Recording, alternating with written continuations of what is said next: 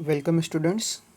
We are covering the lecture series of Hindu law और हम लोग classification of a property under Hindu law को cover कर रहे थे और इसी सीरीज़ में हम लोगों ने classification of property under Mitakshara law of school हम लोगों ने लास्ट क्लास में कवर किया था, जहाँ हम लोगों ने देखा था कि as per the Mitakshara law of school there are two kind of property, सप्रतिबंधतया एंड अप्रतिबंधतया, means obstructed heritage and unobstructed heritage, यानी कि मोड ऑफ एक्विजिशन के बेस पे मिताक्षरा लॉ ऑफ स्कूल ने दो तरीके की प्रॉपर्टी को बताया था कि कैसे प्रॉपर्टी होती है। एक जो डायरेक्टली बाय बर्थ मिल जा रही है और एक ऐसी प्रॉपर्टी जहाँ पे लास्ट ओनर अगर सर्वाइव कर रहा है, जब तक वो जीवित है, जब तक वो जिंदा है, तब तक वो प्रॉपर्टी को आगे फर्दर डिवाइड नहीं होती है। That is obstructed heritage. It means कहीं ना कहीं से वो ऑब्स्ट्रक्टेड में है। आज हम पढ़ने वाले हैं कि जो अंडर हिंदू लॉ और प्रॉपर्टी को कैसे क्लासिफाइड किया गया है। क्वेश्चन आता है, discuss the various types of property, differentiate between the joint Hindu family property and separate property. जो हम लोगों ने specifically Mitakshara law of school में पढ़ा था, ऑब्स्ट्रक्टेड और unobstructed heritage, that is the mode of acquisition. कैसे प्रॉपर्टी मिल रही है, एक डायरेक्टली मिल जा रही है, एक हो रही है ऑब्स्ट्रक्शन के थ्रू मिल रही है। प्रॉपर्टी का कैसे हम क्लासीफाई करेंगे अंडर हिंदू लॉ में, वो यहाँ पे आज हम लोग डिस्कस करने वाले हैं। ठीक है, अगर हम हिंदू लॉ के अकॉर्डिंग क्लासिफिकेशन ऑफ प्रॉपर्टी देखते हैं तो हम प्रॉपर्टी को दो कैटेगरी में क्लासीफाई कर सकते हैं, दो वर्गों में उसका वर्गीकरण किया जा सकता है। पहला है ज्वाइंट फैमिली प्रॉपर्टी, संयुक्त हिंदू परिवार की संपत्ति, जिसे हम लोग कोपाशनरी प्रॉपर्टी भी बोल रहे हैं, जिसे हम लोग पैतृक संपत्ति भी बोल रहे हैं, जिसे हम लोग सामुदायिक की संपत्ति भी बोल रहे हैं। दूसरी है सेपरेट प्रॉपर्टी और सेल्फ एक्वायर्ड प्रॉपर्टी, जो अपनी सेल्फ एग्जर्शन से, सेल्फ वर्किंग से जो जनरेट की गई प्रॉपर्टी है, वो आगे किसी इंडिविजुअल की जो प्रॉपर्टी होगी जिसमें वो एंसेस्टर से नहीं मिली है, उसके असेंडेंट से प्रॉपर्टी वो डिवॉल्व होकर नहीं आई है, वो प्रॉपर्टी कैसी होगी, सेपरेट प्रॉपर्टी। तो अंडर हिंदू लॉ दो तरीके की प्रॉपर्टी को हम लोग डिस्कस करने वाले हैं। पहली प्रॉपर्टी है ज्वाइंट फैमिली प्रॉपर्टी, जिसे कोपाशनरी प्रॉपर्टी बोल रहे हैं, और दूसरी प्रॉपर्टी है सेपरेट प्रॉपर्टी और self acquired property. Joint family की प्रॉपर्टी या कोपाशनरी प्रॉपर्टी को अगर हम बात करते हैं तो वो कौन सी प्रॉपर्टी होती है, ये क्या दिखाता है, क्या सिग्निफाई करता है, वो ऐसी प्रॉपर्टी जो प्रॉपर्टी जिसमें क्या है, जिसमें सभी कोपाशनर कौन होते हैं, हम लोगों ने प्रीवियस लेक्चर्स में कवर किया हुआ है। सन, फादर, ग्रैंडफादर, ग्रेट ग्रैंडफादर, मतलब 4 जनरेशन तक जो जाएंगे वो क्या है, कोपाशनर्स में आते हैं, सामुदायिक में आते हैं। जिन कोपाशनर का, जिस प्रॉपर्टी पे सभी कोपाशनर क्या होता है, कम्युनिटी ऑफ इंटरेस्ट होता है, क्योंकि हम लोगों ने पढ़ा था ना कोपाशनर के कैरेक्टरिस्टिक में कम्युनिटी ऑफ इंटरेस्ट और यूनिटी ऑफ पोजेशन। वहाँ पे माइन वाला कॉन्सेप्ट नहीं होता है कि मेरा, आवर का होता है, क्योंकि अभी वहाँ पे इंटरेस्ट ऑफ प्रॉपर्टी में कैसा होता है, फ्लैक्चुएट करता है, अप्रत्याशित होता है, अस्थिर होता है, फिक्स नहीं होता। फिक्स कैसे कर सकते हैं, bye the way of partition किया जा सकता है। तो एक ऐसी संपत्ति जहाँ पे सभी कोपाशनर्स का, सभी सामुदायिकों का कैसा इंटरेस्ट होता है, कम्युनिटी ऑफ इंटरेस्ट होता है, यूनिटी ऑफ पोजीशन होता है, सभी का समान रूप से होता है, पोजीशन होता है, सभी का इंटरेस्ट होता है। ठीक, डिसाइडेड नहीं है शेयर किसका कितना है, बट सभी का उसमें समान शेयर, सभी का उसमें राइट है। तो ऐसी प्रॉपर्टी को हम लोग बोलते हैं, कैसी प्रॉपर्टी है वो प्रॉपर्टी होती है हमारी ज्वाइंट हिंदू फैमिली की प्रॉपर्टी होती है या कोपाशनरी प्रॉपर्टी होती है। फिर ये कोपाशनरी प्रॉपर्टी, ये ज्वाइंट फैमिली की प्रॉपर्टी एक्वायर कैसे होती है, अलग अलग मोड है। उन मोड पे हम लोग देखेंगे, जैसे कि एंसेस्ट्रल प्रॉपर्टी के बारे में पढ़ेंगे, property jointly acquired by the member of joint Hindu family. अगर ज्वाइंट हिंदू फैमिली में क्योंकि एन नंबर ऑफ जनरेशन तक मेंबर्स होते हैं ना, जबकि कोपाशनरी में क्या था, 4 जनरेशन तक था, जबकि ज्वाइंट हिंदू फैमिली में एन नंबर ऑफ जनरेशन तक मेंबर्स होते थे। अगर उन लोगों ने एक साथ कोई वर्क करके कोई प्रॉपर्टी जनरेट की है तो वो प्रॉपर्टी का नेचर कैसे होगा। ठीक है, एक डॉक्ट्रिन है, doctrine separate property of a member जो thrown into a common stock.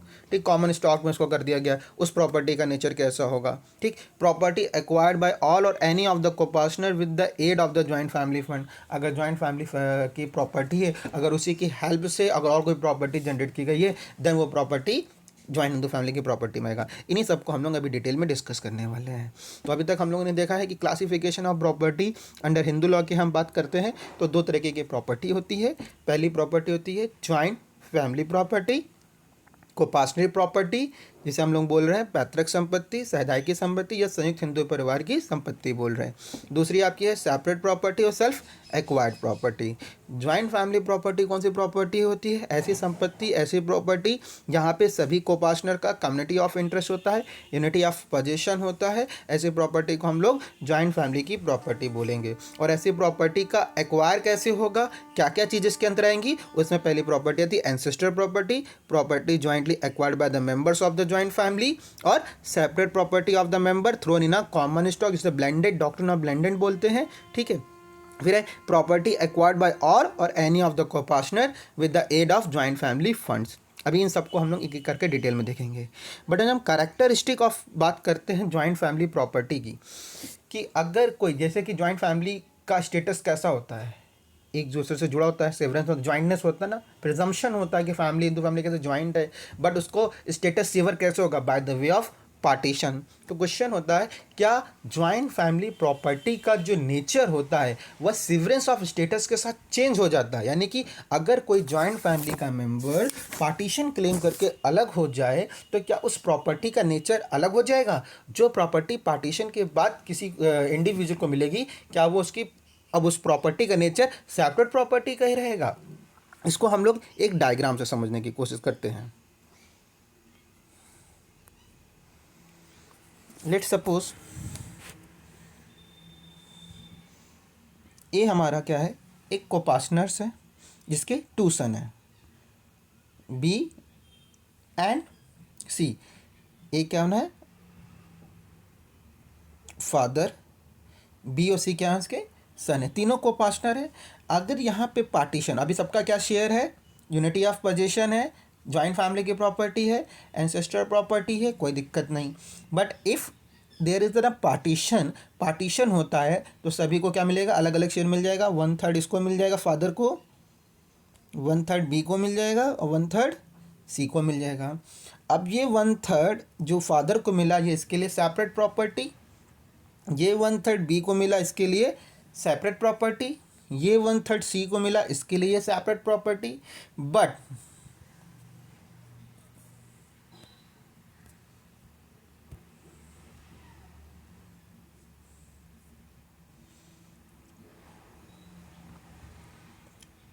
जो 1/3 बी को मिला था, जो बी के लिए सेपरेट प्रॉपर्टी थी, और इन रिस्पेक्ट ऑफ सी के लिए भी ये बी की सेपरेट प्रॉपर्टी थी, ए के रिस्पेक्ट में बी के लिए सेपरेट प्रॉपर्टी थी। बट जैसे ही बी का कोई एक और सन आता है, डी एंड ई, तो ये बी डी ई में अलग से एक कोपार्टनर विद इन अ कोपार्टनर स्टैब्लिश हो जाती है। तो ये 1/3 बी डी के लिए कैसी प्रॉपर्टी हो जाएगी? ये इसकी ज्वाइंट फैमिली की प्रॉपर्टी हो जाएगी। इसलिए कहा जाता है कि जो ज्वाइंट फैमिली की प्रॉपर्टी होती है वो सेवरेंस के बाद भी उसका स्टेटस चेंज नहीं होता है, उसका नेचर सेम रहता है। तो ये बी के लिए तो 1/3 है, ए के रिस्पेक्ट में, सी के रिस्पेक्ट, अदर के रिस्पेक्ट में। बट जैसे ही बी का लीगल हेयर्स आएंगे, डी और ई, और डी और ई के लिए यानी कि बी के सन के लिए ये 1/3 प्रॉपर्टी कैसी प्रॉपर्टी हो जाएगी? ये ज्वाइंट फैमिली की प्रॉपर्टी हो जाएगी, एंसेस्ट्रल प्रॉपर्टी हो जाएगी। इसीलिए इसी बात को रेटिफाई किया गया था in the case of Bhagwat P Saulkhe versus Digambar Gopal Saulkhe, AIR 1986, जहाँ पे सुप्रीम कोर्ट ने ऑब्जर्व किया the character of any joint family property does not change, वो चेंज नहीं होगा जो कैरेक्टरिस्टिक है ज्वाइंट हिंदू फैमिली का, with the severance of the status of the joint family. अगर ज्वाइंट फैमिली का सिवरेंस हो जा रहा है, स्टेटस चेंज हो जा रहा है, पार्टीशन होकर ही चेंज हो रहा है, ठीक है, and the joint family property continue to retain its joint family character, उसका जो ज्वाइंटनेस का कैरेक्टर वो कंटिन्यू रहेगा जैसे ही कोपार्टनर विद इन कोपार्टनर आएगा, so long as the joint family property is in existence and it is not partitioned amongst the co-share. By a unilateral act, it is not open to the any member of joint family to convert any joint family property into his personal property. उस property को वो किसी को joint Hindu family की property को वो अपनी personal property में कन्वर्ट नहीं कर सकता। वो दूसरे के लिए, उसके को-पार्टनर के लिए कैसे प्रॉपर्टी हो जाएगी? ज्वाइंट हिंदू फैमिली की प्रॉपर्टी हो जाएगी। तो कहते हैं the property obtain on a partition joint Hindu family में एक प्रॉपर्टी जो है वो पार्टीशन पे जो ऑब्टेन की जा रही है, पार्टीशन के समय जो प्राप्त हो रही है, वो प्रॉपर्टी कैसी होगी? वो प्रॉपर्टी सेपरेट प्रॉपर्टी होगी उस इंडिविजुअल के लिए। बट जैसे ही उसका कोई कोपार्टनर्स आएगा, जैसे ही उसके नीचे डिसेंडेंट आएंगे, उस डिसेंडेंट के लिए वो प्रॉपर्टी कैसे हो जाएगी? वो एंसेस्टर प्रॉपर्टी में कन्वर्ट हो जाएगी। क्लियर है? तो ये हो गया character of joint Hindu family, मतलब nature of joint Hindu family property का। फिर हमने कहा कि जॉइंट हिंदू फैमिली प्रॉपर्टी में कौन सी प्रॉपर्टी आएगी? It consist of ancestor property, पैतृक संपत्ति। पैतृक संपत्ति कौन सी होगी? तो कहा कि ancestor property is a species of a copartner और जॉइंट फैमिली प्रॉपर्टी, यानी कि मोड है ना उसी के कैसे एक्वायर हो रही है, उसी का एक स्पीसीज है ancestor property. Joint family property तो वाइडर है, उसका अलग अलग सोर्सेज हो सकता है कि कहाँ कहाँ से प्रॉपर्टी जनरेट होकर आ रही है। ठीक, उसी का है जो प्रॉपर्टी हमें एंसेस्टर से मिल रही है। ठीक है, तो उस प्रॉपर्टी को हम क्या कहेंगे? एंसेस्टर प्रॉपर्टी कहेंगे। By the term ancestor property is mean, इसका मतलब क्या होगा कि the property which descendants from the father, जो प्रॉपर्टी कहाँ से मिल रही है? फादर से। किसी एक पर्सन को, इंडिविजुअल को जो प्रॉपर्टी कहाँ से मिलेगी? उसके फादर से, फादर्स फादर से यानी कि ग्रैंड फादर से, एंड ग्रेट ग्रैंड फादर से यानी कि 3 जनरेशन से, यानी कि कोपार्टनर्स से। In this property a person descendant up to 3 generation, sons, sons और sons son acquire an interest by birth. ऐसी प्रॉपर्टी जहाँ पे इंटरेस्ट कैसा होता है? बाय बर्थ होता है, यानी कि कोपार्टनर का इंटरेस्ट कैसा होता है? बाय बर्थ होता है। तो ऐसी प्रॉपर्टी को क्या कहेंगे हम लोग? एंसेस्ट्रल प्रॉपर्टी कहेंगे। या कह सकते हैं the property which is inherited from father, father's father and father's father's, मतलब फादर, ग्रैंडफादर और ग्रेट ग्रैंडफादर, जो इन रिलेशन से प्रॉपर्टी डिवॉल्व हो रही है, इनहेरिटेड हो रही है, उसी प्रॉपर्टी को हम लोग क्या बोलेंगे? एंसेस्ट्रल प्रॉपर्टी बोलेंगे। The following kind of property will constitute ancestral property with its incident character. कैसे? Such property devolve by the survivorship and not by the succession. Obviously बात है, हम लोगों ने पढ़ा था ना, वो सर्वाइवरशिप के थ्रू आएगा, सक्सेशन के थ्रू नहीं आएगा। उत्तरजीविता यानी कि जो लिविंग कोपार्टनर्स हैं उनको प्रॉपर्टी रिवर्ट बैक हो जाती है अगर किसी कोपार्टनर की डेथ होती है और वो इशू लेस होता है। और ऐसी एंसेस्टर प्रॉपर्टी क्या होती है? In which male issue of copartner acquire interest by birth, जहाँ पे बाय बर्थ इंटरेस्ट होता है। तो जॉइंट हिंदू फैमिली में कंसिस्ट करता है एंसेस्टर प्रॉपर्टी। और एंसेस्टर प्रॉपर्टी कौन सी होती है? जो प्रॉपर्टी पिता से, फादर से, ग्रैंडफादर से, ग्रेट ग्रैंडफादर से, इन 3 जनरेशन से जनरेट इनहेरिट होकर प्रॉपर्टी आती है, उस प्रॉपर्टी को हम लोग क्या बोल रहे हैं? उस प्रॉपर्टी को हम लोग एंसेस्टर प्रॉपर्टी बोल रहे हैं। और ये एंसेस्टर प्रॉपर्टी वही एंसेस्टर प्रॉपर्टी होती है जो as per the Mitakshara law of school में हम लोगों ने पढ़ा था, अप्रतिबंधादया, that is ancestral property, unobstructed heritage. It means वहाँ पे कोई ऑब्स्ट्रक्शन नहीं है, वहाँ पे direct property by birth right होता है। इसी को क्या बोलेंगे? एंसेस्टर प्रॉपर्टी को। जो सेम वैसा ही है जैसे कि मिताक्षरा ऑफ स्कूल में क्या था? अप्रतिबंधादया और अनऑब्स्ट्रक्टेड हेरिटेज। ठीक है, फिर पढ़ते हैं where a male inherit the property from his father's, father's father and father's father, thus only a property inherited by a Hindu from any of them 3 immediate paternal ancestor mentioned above is termed as ancestor property. मतलब क्या हो गया? जो इन paternal side से, इन relation में paternal side से जो प्रॉपर्टी इनहेरिट हो रही है, उस प्रॉपर्टी को हम लोग क्या बोलेंगे? एंसेस्टर प्रॉपर्टी बोलेंगे, पैतृक संपत्ति बोलेंगे। बट ऐसा नहीं कि जो पैटर्नल साइड से जो कोई भी प्रॉपर्टी मिले उसको एंसेस्टर प्रॉपर्टी बोलेंगे। मतलब सिर्फ इन 3 जनरेशन या इन 3 रिलेशन से, फादर, ग्रैंडफादर, ग्रेट ग्रैंडफादर, जो इनसे प्रॉपर्टी मिले उसी को हम लोग क्या बोलेंगे? एंसेस्टर प्रॉपर्टी बोलेंगे। And the only person who acquire an interest in its by birth are son, वो कौन होगा? जो ऐसी प्रॉपर्टी को प्राप्त करेगा वो सन होगा, ग्रैंड सन होगा और ग्रेट ग्रैंड सन होगा। इन रिलेशन के बाहर पैटर्नल साइड से किसी से भी प्रॉपर्टी मिल रही है, किसी से भी रिलेशनशिप से प्रॉपर्टी मिल रही है, किसी भी संबंध से प्रॉपर्टी मिल रही है संयुक्त हिंदू परिवार में, तो वो प्रॉपर्टी का नेचर कैसा होगा? वो एंसेस्टर प्रॉपर्टी नहीं मानी जाएगी। तो एंसेस्टर प्रॉपर्टी में क्या माना जाता है? पैतृक संपत्ति में क्या माना जाता है? वो प्रॉपर्टी जो इनहेरिट होती है सिर्फ कहाँ से? फादर से, ग्रैंडफादर से और ग्रेट ग्रैंडफादर से। और किसको मिलती है? सन को, ग्रैंड सन को या ग्रेट ग्रैंड सन को। ओके, नेचर हम लोगों ने समझ लिया है। जॉइंट हिंदू फैमिली का नेचर कैसा होता है भगवत के इसके अकॉर्डिंग, कि वो स्टेटस चेंज नहीं होता है। जॉइंट हिंदू फैमिली में इंक्लूड होता है कौन सी? Ancestor property. यहाँ पे एक इंपॉर्टेंट क्वेश्चन समझने वाला है कि हमने कहा जो पैटर्नल साइड से प्रॉपर्टी मिल रही है, ठीक है, उस प्रॉपर्टी को हम लोग कैसे बोलेंगे? स्पेसिफिकली फादर, ग्रैंडफादर और ग्रेट ग्रैंडफादर से। वो प्रॉपर्टी कैसी होगी हमारी? वो प्रॉपर्टी हमारी होगी ancestor property.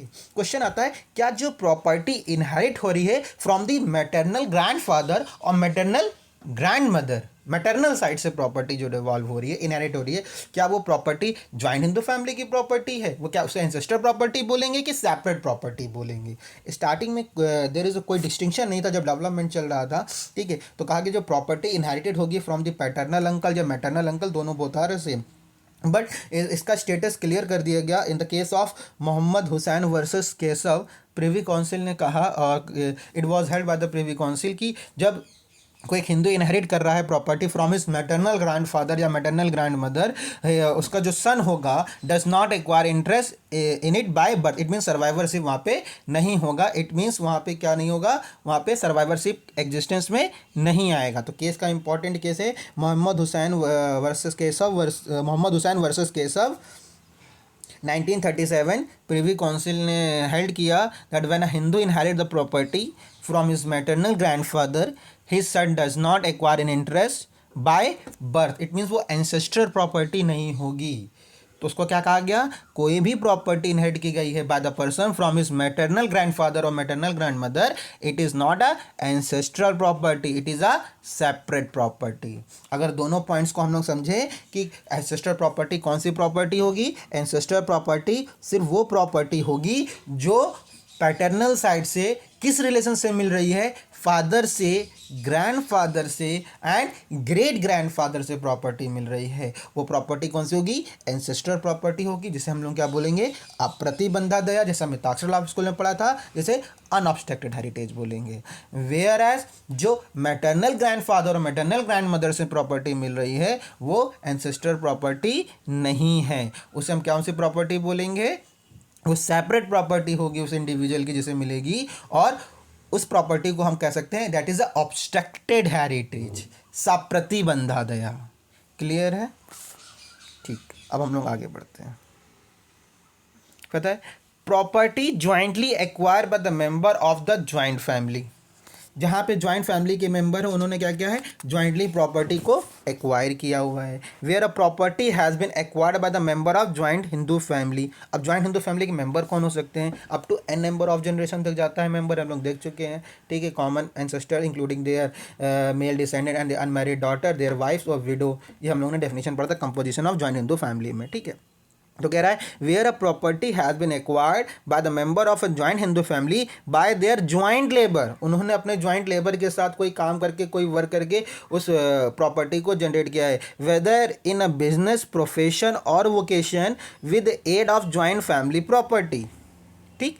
It become joint family coparcenary property. अगर ज्वाइंट फैमिली के मेंबर्स ने ज्वाइंटली लेबर के साथ कोई प्रॉपर्टी अर्न करी है तो वो प्रॉपर्टी जो अर्न हुई है वो प्रॉपर्टी का नेचर कैसा होगा, उस प्रॉपर्टी का नेचर भी ज्वाइंट फैमिली या कोपाशनी प्रॉपर्टी के नेचर में होगा। फिर बॉम्बे हाई कोर्ट ने हेल्ड किया in the case of Haridas versus Kura Bhai में, observe that property acquired by the joint labour of the member even without the aid of joint family fund. जरूरी नहीं है कि ज्वाइंट फैमिली फंड की प्रॉपर्टी से aid किया होगा, अगर उन्होंने फिजिकल लेबर से भी किया है, स्किल लगाया, उससे प्रॉपर्टी अर्न की है अगर ज्वाइंट फैमिली के मेंबर्स ने आपस में कलेक्टिवली, तो is presume to be the joint family property, उसे माना जाएगा कि वो ज्वाइंट फैमिली की प्रॉपर्टी है in the absence of any indication of an intention to the contrary. ये प्रिजम्पशन माना जाएगा कि वो प्रॉपर्टी कैसी होगी, अगर ज्वाइंट लेबर के साथ बनाई गई होगी प्रॉपर्टी, वो प्रॉपर्टी का नेचर होगा ज्वाइंट फैमिली की प्रॉपर्टी मानी जाएगी, ठीक है। थर्ड पॉइंट आता है property throne into a common stock, जिसे बोलते हैं ब्लेंडेड प्रॉपर्टी। ब्लेंडेड प्रॉपर्टी क्या होता है कि बेसिकली होता है कि when a copartner mix is separate property with the joint family property. अगर किसी को पार्टनर्स ने क्या किया, अपनी सेपरेट प्रॉपर्टी को इट मीन्स कि अपनी जो सेल्फ एक्वायर्ड प्रॉपर्टी है उस प्रॉपर्टी को क्या कर लिया है, ज्वाइंट फैमिली प्रॉपर्टी के साथ मिक्सअप कर लिया है। तो क्वेश्चन होता है कि डज जो उसका जो separate property, does is separate property become a part और a parcel of the joint family property. क्या उसकी ज्वाइंट फैमिली की जो सेपरेट प्रॉपर्टी है वो ज्वाइंट फैमिली की प्रॉपर्टी के मिक्सअप कर देने के बाद जो सेपरेट प्रॉपर्टी है क्या वो ज्वाइंट फैमिली की प्रॉपर्टी की नेचर की हो जाएगी? ये क्वेश्चन बहुत इंपॉर्टेंट होता है, जिसे को बोलते हैं doctrine of the property throne into common stock या डॉक्ट्रिन ऑफ ब्लेंडेड प्रॉपर्टी, ठीक है। तो कहा जाता है वेयर एनी को पार्टनर वॉलेंटरली थ्रू, पहला इम्पॉलिमेंट है कि वॉलेंटरली इच्छा के साथ होना चाहिए, कोई भी वहाँ पे किसी तरीके का फ्रॉड, मिसरिप्रेजेंटेशन, मिस्टेक या फोर्स, कोयर्सन ऐसा नहीं होगा, वॉलेंटरली होगा, विद कंसेंट होगा। जहाँ पे किसी को पार्टनर ने क्या किया है, वॉलेंटरली कर लिया है through his self acquired property, mix up कर रहा है अपनी सेल्फ एक्वायर्ड प्रॉपर्टी को, सेपरेट प्रॉपर्टी को, किसके साथ, इनटू द ज्वाइंट फंड, यानी कि ज्वाइंट फैमिली की प्रॉपर्टी उसके साथ वो क्या कर दे रहा है, मिक्सअप कर दे रहा है। किस इंटेंशन के साथ, इस इंटेंशन के साथ, with the intention of abandoning all separate claims to it, कि उस पर कोई सेपरेट क्लेम नहीं होगा। इस इंटेंशन, वो इंटेंशन कैसे शो होगा, by his conduct, by his behaviour, ठीक। It will be the joint property, तो उसे बोला जाएगा वो प्रॉपर्टी कैसी होगी, वो प्रॉपर्टी ज्वाइंट नेचर की होगी, ज्वाइंट फैमिली की प्रॉपर्टी होगी, so as to be divisible among the all member, तो वो प्रॉपर्टी ज्वाइंट फैमिली के सभी मेंबर में डिविजिबल होगी। वहाँ पे ये नहीं कहा जाएगा कि उस को पार्टनर के द्वारा कि वो प्रॉपर्टी उसकी सेपरेट प्रॉपर्टी थी और उसने उसको मिक्सअप कर लिया, अब उसकी सेपरेट प्रॉपर्टी को अलग कर दिया जाए, वो उसके में मिक्सअप हो जाएगी और वो प्रॉपर्टी सभी ज्वाइंट हिंदू फैमिली में डिविजिबल होगी। तो कहते हैं when a copartner deal with this separate property in a manner, इस मैनर में करता है, that he leave no doubt, कोई डाउट नहीं छोड़ता, that he wants to treat it as a part of a joint family property, such property become the joint family property. अगर कोई कोपार्टनर अपनी सेपरेट प्रॉपर्टी को मिक्सअप कर देता है बिना किसी डाउट के, वॉलेंटरली उस जॉइंट हिंदू फैमिली की प्रॉपर्टी में, तो जो प्रॉपर्टी जनरेट होगी उस प्रॉपर्टी को हम लोग जॉइंट फैमिली की प्रॉपर्टी बोलते हैं। और इसी को जानते हैं, this is known as throwing into a common stock, इसी को बोलते हैं throwing into a common stock. And if he mix his property with the joint family property, अगर वो मिक्सअप कर रहा है, it is known as blending, इसी को बोलते हैं डॉक्ट्रिन ऑफ ब्लेंडिंग बोलते हैं, ठीक है। Such an intention need not to be express, ऐसा इंटेंशन जरूरी नहीं कि वो एक्सप्रेस करे। It is a sufficient if the owner blends it is as an general account without the discriminating between the two in such a way that a clear intention to waive his separate right may be establish, वो express कर दे कि वो mix up करना चाह रहा है या कंडक्ट के थ्रू कर दे, इम्प्लाइडली कर ले। When the head of the joint Mitakshara family kept only one account of ancestral and self acquired property and sue to the amalgamate the fund, it was held that the self acquired property become a joint family property. तो कहने का मतलब ये हुआ कि जब किसी को पार्टनर ने अपनी सेल्फ एक्वायर्ड प्रॉपर्टी को, सेपरेट प्रॉपर्टी को वॉलेंटरली मिक्सअप कर लेता है ज्वाइंट फैमिली के फंड से या उसकी प्रॉपर्टी से, तो उस प्रॉपर्टी का नेचर कैसा हो जाता है, उस प्रॉपर्टी का नेचर हो जाएगा ज्वाइंट फैमिली की प्रॉपर्टी के नेचर में माना जाएगा, ठीक। फिर आता है property acquired with the aid of joint family funds. अभी हम लोगों ने पढ़ा था कि ज्वाइंट फैमिली फंड्स की जरूरत नहीं भी है, लेकिन ज्वाइंट हिंदू फैमिली के मेंबर्स ने लेबर के साथ जो प्रॉपर्टी जनरेट करी है, वो प्रॉपर्टी का नेचर कैसा होगा, ज्वाइंट फैमिली का होगा। अगर जहाँ पे फंड्स यूज करके किया गया है, तो कह रहे the property acquired with the aid and the assistance of joint family property, जहाँ पे कोई प्रॉपर्टी बनाई गई है, जहाँ पे कोई संपत्ति ऐसे जनरेट की गई है, किसकी मदद से, किसकी हेल्प से, जो एक्वायर की गई है with the help and assistance of joint family property. Joint family की प्रॉपर्टी है, एंसेस्टर प्रॉपर्टी है कोई, ठीक है, फादर, ग्रैंडफादर, ग्रेट ग्रैंडफादर से मिली है, अगर उस प्रॉपर्टी से मिलकर कोई हम और कोई प्रॉपर्टी जनरेट करते हैं, तो जो नई प्रॉपर्टी जनरेट होगी उस प्रॉपर्टी का भी नेचर कैसा होगा, जॉइंट फैमिली का जॉइंट फैमिली प्रॉपर्टी का नेचर होगा। दस एक्यूमुलेशन ऑफ इनकम, एक्यूमुलेट कर रहे हैं इनकम को, डेट इज अ रेंट। अगर कोई जॉइंट हिंदू फैमिली का हाउस है, ठीक है, एंसेस्टर प्रॉपर्टी से कोई हाउस मिला है, अगर उसमें दो भाइयों ने रेंट पे दिया, तो जो रेंट आएगा, जो रेंट का नेचर कैसा होगा, वो रेंट भी जॉइंट फैमिली का प्रॉपर्टी का नेचर होगा, वो डिविजिबल होगा, उन दो भाइयों के बीच में होगा, ठीक है। That is rent of the joint family property, property purchase out of such income, अगर उस इनकम से कोई प्रॉपर्टी, उस इनकम से कोई प्रॉपर्टी परचेज की जा रही है, द प्रोसीड ऑफ सेल और mortgage of such property and property purchase out of such proceed are also the same joint family property. Where a joint family, Hindu family, some property is purchased in the name of its member, it will be regarded as a joint family property, not his own separate property. कहने का मतलब ये हुआ कि अगर joint Hindu family की property से, यानी एंसेस्ट्रल प्रॉपर्टी से कुछ भी प्रॉपर्टी को और एलिनेशन करके, by the way of mortgage, sale, lease, कोई और प्रॉपर्टी करके जो और भी इनकम जनरेट हो रही है, वो को पार्टनर्स की सेपरेट प्रॉपर्टी नहीं होगी। जो ज्वाइंट हिंदू फैमिली की प्रॉपर्टी के फंड से जो हेल्प करके, उसके असिस्टेंस के द्वारा जो प्रॉपर्टी जनरेट की जा रही है, वो प्रॉपर्टी का नेचर भी कैसा होगा, वो प्रॉपर्टी भी हमारी सेपरेट प्रॉपर्टी ना मान के उसे हम ज्वाइंट हिंदू फैमिली की प्रॉपर्टी कहते हैं। क्लियर है।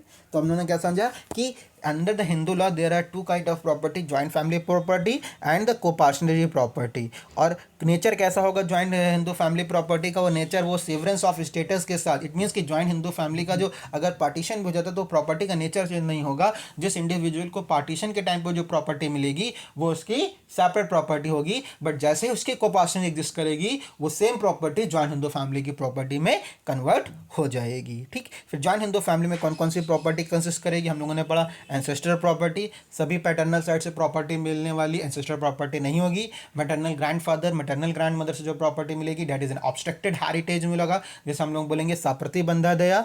ठीक है, देन हम लोगों ने पढ़ा property which jointly acquired by the member of joint family, यहाँ पे लेबर के थ्रू जहाँ जो हिंदू फैमिली के मेंबर्स हैं आपस में लेबर करके कोई प्रॉपर्टी जनरेट कर रहे हैं, उस प्रॉपर्टी को हम लोग क्या बोल रहे हैं? जॉइंट फैमिली की प्रॉपर्टी बोल रहे हैं। यहाँ पे प्रॉपर्टी फंड्स को जॉइंट हिंदू फैमिली की प्रॉपर्टी को यूज करके कोई प्रॉपर्टी बनाई गई है, ठीक है, उस प्रॉपर्टी को भी नेचर कैसा होगा? जॉइंट फैमिली का प्रॉपर्टी का नेचर होगा, और जहाँ property into a common stock में होगा। ठीक है, नेक्स्ट आता है सेपरेट और self acquired property.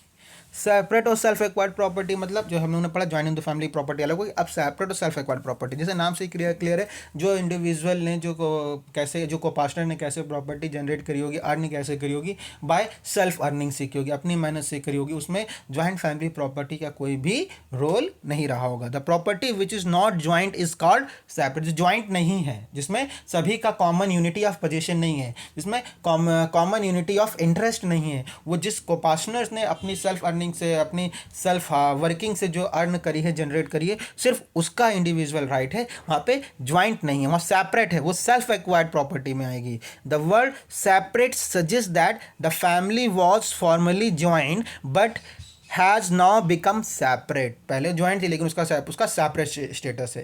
When a member separate from joint family, जब कोई मेंबर को पार्टनर होता है ज्वाइंट फैमिली से सेपरेट हो जाएगा, the property which we acquire will be treated as is separate property. जैसा हम लोगों ने पार्टीशन पे किया था, ज्वाइंट हिंदू फैमिली का पार्टी स्टेटस कब सीवरेंस में आएगा? जब वो उस हिंदू परिवार में क्या होगा? पार्टीशन हो जाएगा, विभाजन हो जाएगा, और जो विभाजन के बाद जो प्रॉपर्टी मिलेगी उस मेंबर को मिलेगी, वो प्रॉपर्टी कैसी होगी? सेपरेट प्रॉपर्टी होगी। ठीक, his relation with his brother, उस सन को जैसे मिला था ना, बी को मिला था सी के रिस्पेक्ट में, वो प्रॉपर्टी कैसी? सेपरेट है। But so for his son, जैसे ही उसकी कोपार्टनरी बी के सन की कोपार्टनरी आएगी, are concern, it would be recorded as a joint family property.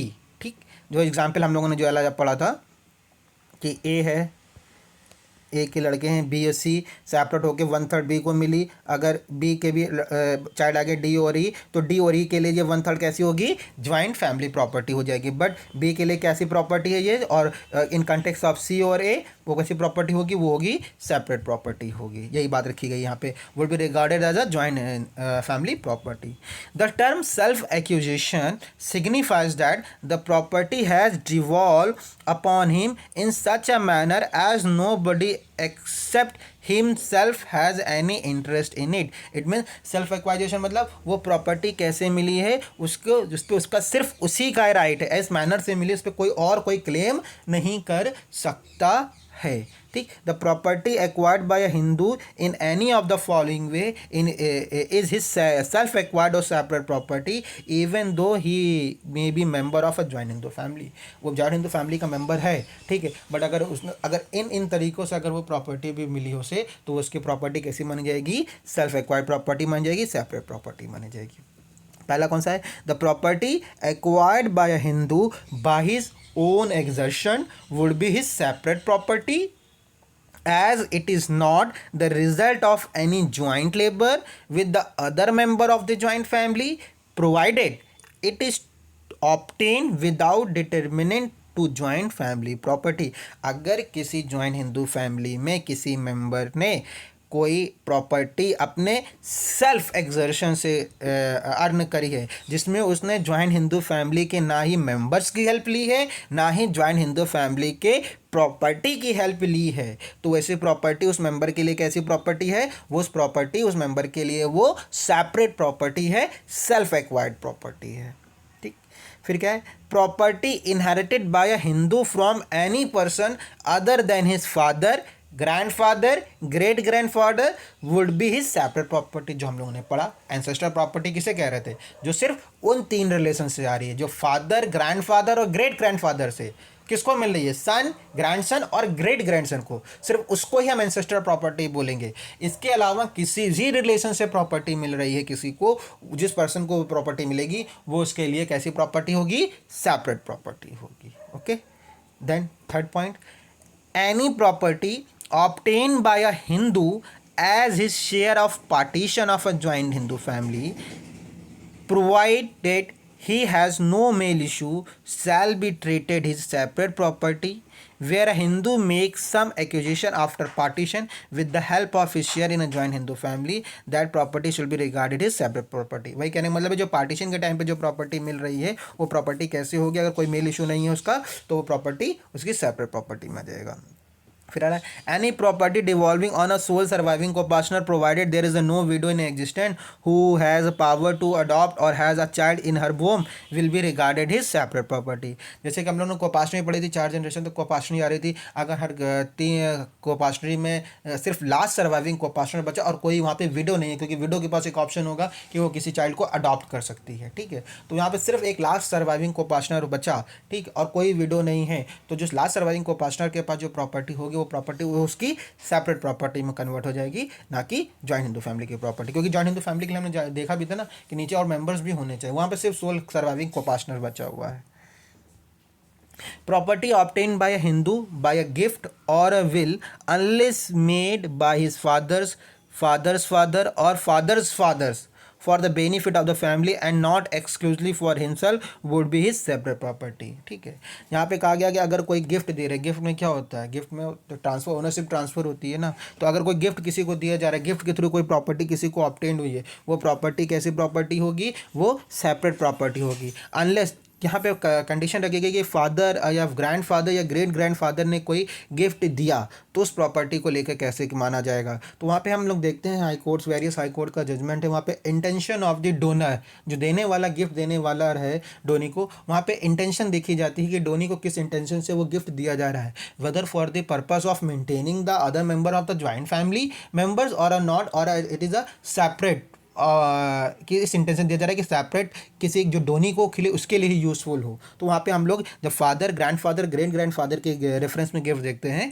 तो वहाँ पे हम लोग देखते हैं इंटेंशन ऑफ द डोनर क्या होगा, ठीक है। फिर property obtain by the gift of ancestral property made by the father through affection will be his separate property. अगर हाँ फादर ने कोई गिफ्ट किया है लव एंड अफेक्शन में एंसेस्ट्रल प्रॉपर्टी से, तो उसको भी क्या माना गया, सेपरेट प्रॉपर्टी माना गया।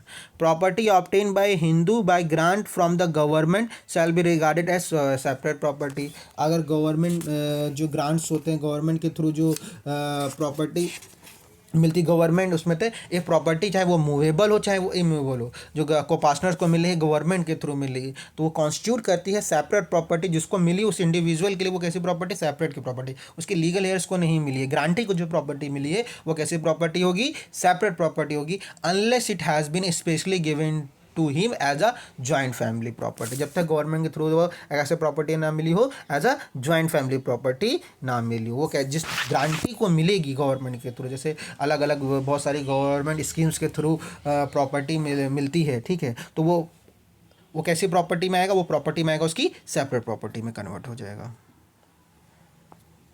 फिर है joint family property lost to his joint family and subsequent recovered by a member thereof without the assistance of joint family fund from the stranger holding adversely to the family property shall be regarded as separate property। अगर कोई joint family property पहले थी जिसने अपना subsequently जिसको बाद में loss हो चुकी थी, यानी कि मॉर्गेज में हो गई, उसको रिकवर नहीं कर पाए, लीज हो गई, उसका हाथ से निकल गई प्रॉपर्टी, ठीक, तो बाद में अलग को पार्टनर ने क्या किया, अपने पर्सनल असिस्टेंट से, अपनी पर्सनल सेल्फ अर्निंग से उसे परचेज कर लिया, तो उसकी प्रॉपर्टी होगी वो सेपरेट प्रॉपर्टी हो जाएगी, ठीक है, एडवर्सली अफेक्टेड है जो।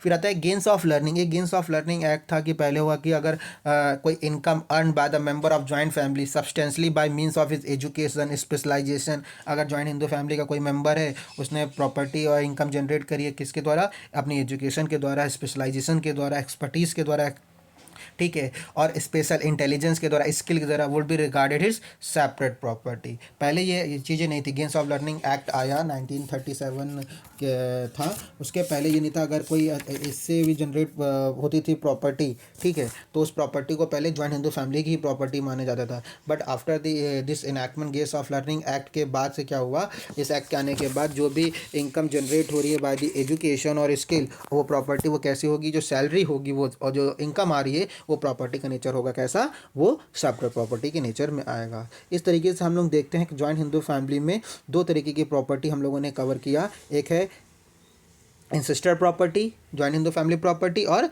सेपरेट प्रॉपर्टी और सेल्फ एक्वायर्ड प्रॉपर्टी। क्लियर है? आज की क्लास के लिए इतना ही। हमारा टॉपिक कवर हो गया हिंदू लॉ में classification of property as per the Mitakshara law school, प्रतिबंधदेय और अप्रतिबंधदेय, और जॉइंट फैमिली की प्रॉपर्टी में कौन कौन सी प्रॉपर्टी आती है वो, और सेपरेट प्रॉपर्टी। नेक्स्ट क्लास में हम लोग हिंदू लॉ का ही नेक्स्ट टॉपिक कवर करेंगे, that is a concept of कर्ता, कि इस प्रॉपर्टी को जो टेक ओवर करना है, मैनेज करना है, रेगुलेशन करना है, उसका हेड कौन करेगा, जो हेड ऑफ द फैमिली होगा, दैट इज़ अ कर्ता, उसके कॉन्सेप्ट को हम लोग समझेंगे। Thank you.